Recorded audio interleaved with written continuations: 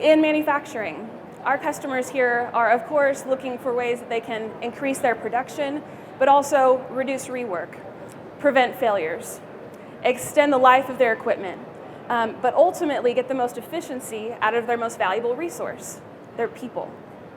So we're stepping into that need. Specifically, we are tapping into sensor data and using existing hardware and new sensors that are being brought on board using Xalt Edge. And we're taking this data and putting it to use outside of the cell. We're putting it right alongside other critical systems within the plant, like ERP data, siloed backend systems, supply chain information, financial data, using Xalt integration.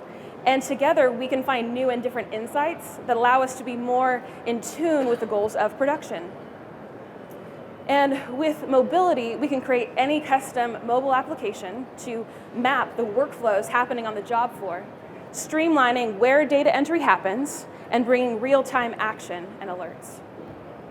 All of these components working together are allowing us to solve some real challenges in the industry, like machine monitoring, for example. We can catch maintenance needs before they become disruptive problems. With quality organizations, we can get more completed goods off the production line faster with less non-conformances, and we can create custom manufacturing workflows so that every department in a plant is running on all cylinders.